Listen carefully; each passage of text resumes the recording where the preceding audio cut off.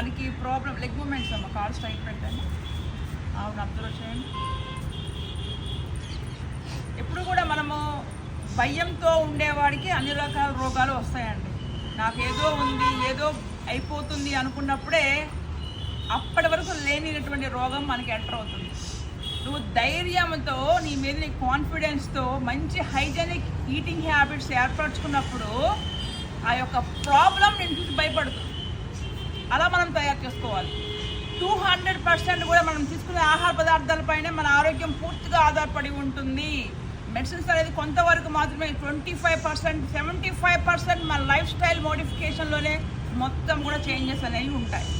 అలాగే పిల్లల్లో ఎక్కువ ఆకలితనం అనేది లేకపోవడం అనేది మనం చూస్తూ ఉన్నాం.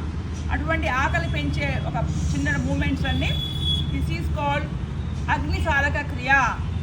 పొట్టని లోపలికి లాగి అట్టి పెట్టాలి. ఎంటీ స్టమక్తో మాత్రమే సమయం ఉండాలి. ఇబ్బంది రాగానే పొట్టని లీవ్ చేసేయాలి. సెకండ్ టైం మళ్ళీ శ్వాస మొత్తం బయట లీవ్ చేసేసి పొట్టని లోపలికి బయటికి లైక్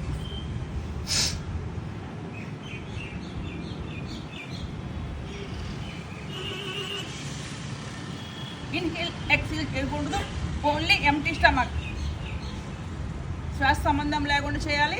పొట్టను లోపలికి బయటికి ప్రెస్ చేయడం వల్ల డైజెషన్ ఇంప్రూవ్ అవుతుంది. దీంతో పాటుగా లాస్ట్ రౌండ్ శ్వాస మొత్తం బయట లీవ్ చేసేసి పొట్టని clockwise and anticlockwise like this. Head up ఉండాలి. Never bend your head towards down. Reverse.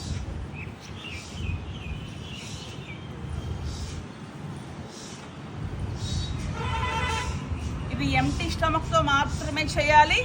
చేయటం వల్ల డైజెషన్ తాలూకు ద్రవాల యొక్క హీట్ అనేది అగ్నిసారక క్రియ అంటాం. హీట్ ఎక్కువ ప్రొవైడ్ అవుతుంది. అంటే జఠరాగ్ని అనేది ఇంప్రూవ్మెంట్ అవుతుంది. తద్వారా ఆకలి పెరుగుతుంది. జై గురు.